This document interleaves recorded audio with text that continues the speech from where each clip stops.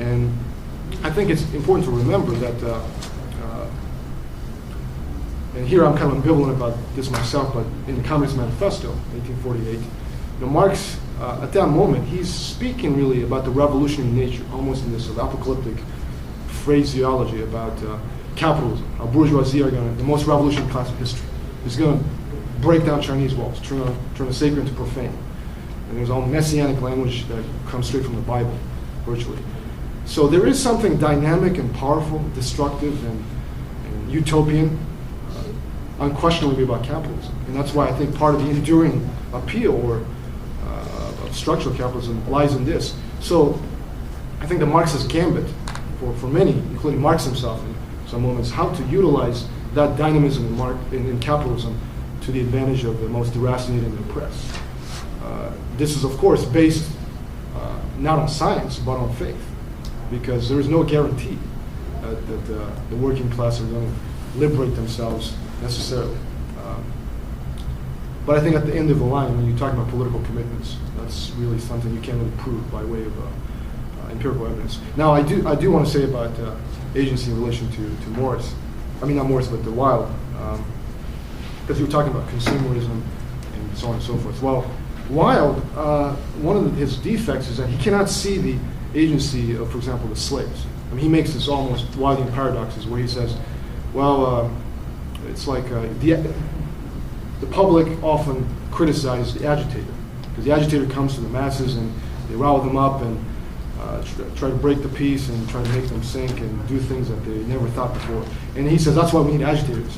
For example, in the struggle for abolition, slaves were not interested in, they had nothing to do with the abolition of slavery. It was the agitators, the abolitionists who came in and made the abolition possible. And when the slaves were liberated, they didn't even feel good about the fact that they were free, because they couldn't even now make ends meet, unlike under chattel slavery. Well, this is patently untrue. The struggle of many slave revolts did play a part in agency, as we know from the history that's been done by many, many historians since then, have revealed that the agency of the slaves and people close to them are very much part of the making of a new society that was prefigured almost in a sense by what happened in Reconstruction, imperfectly, but nonetheless it was there for a moment. So in terms of consumerism, I think we can also see a kind of agency at work there too. I mean, this is often exploited or particularly emphasized by people like Ralph Nader, emphasizes consumer sovereignty. And we know the limitations of that, but at the same time, it does speak to how do we really theorize or think about consumerism in relation to new forms of social agency. Just to give you a brief example about this, Yoshimura Takaaki, the Japanese radical thinker in the 1980s, talks about how by the 1980s, more than half of the Japanese average income has been allotted to consumption that is not necessary, right? Goods that are not for subsistence. And that means consumers have this right of recall, essentially, in relation to the state. That if they stop consuming all these things, they could always abolish the state or abolish the system under which they live. The problem is it's very difficult, almost impossible quite often, to organize consumers in a concerted fashion. So I think this question of consumption, production, who's the working class, again, are some of the questions that we are faced with and we can't answer really with definitive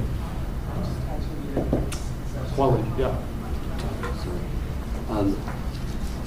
I just have a few short comments about the presentation here. First, the notion of utopia.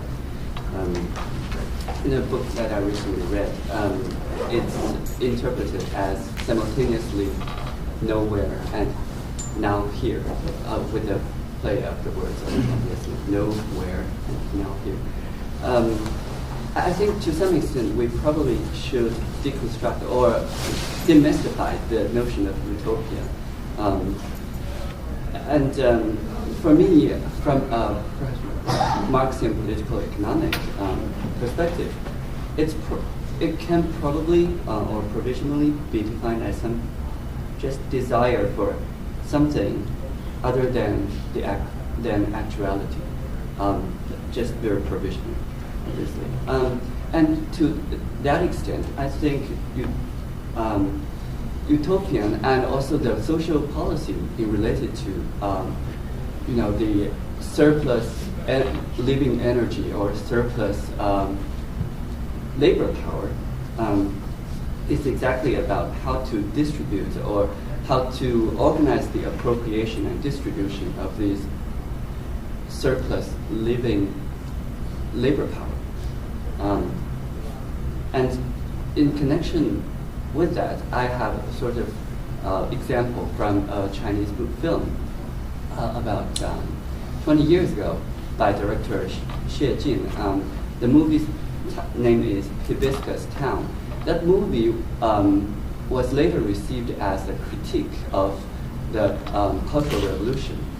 And there was one scene in that movie where the male protagonist, he was, because he refused to engage in some private, homosexual relationship with the female leader, he was given, the job of cleaning up the sweeping the road, basically.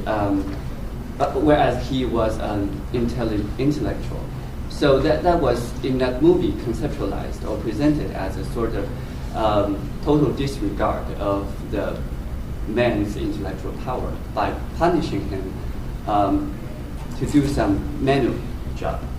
And in a particular moment when he was sweeping the road, he just burst into dancing. So he used the broom, right?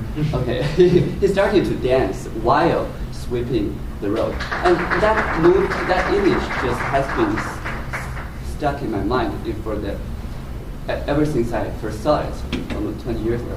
I think that could be an example of the fusion of art and work, and also that's a telling example for me to how the surplus human living energy can be appropriated into both work and art. They are not. I think that's a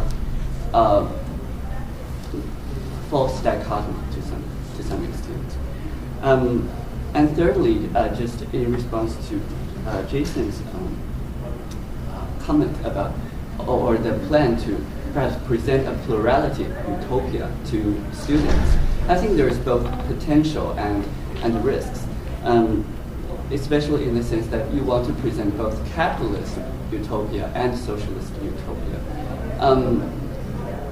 First, I think conceptually, I don't know to what extent we can say there is a sort of capitalist utopia, or a kind of utopia that's so deeply entrenched in the capitalist mode of production.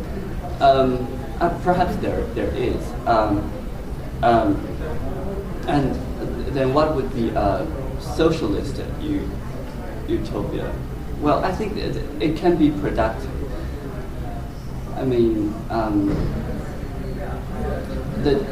perhaps just a juxtaposition of these two names, I think, can be productive, but I also think that there is a certain risk in terms of further reifying maybe certain desire, making it as if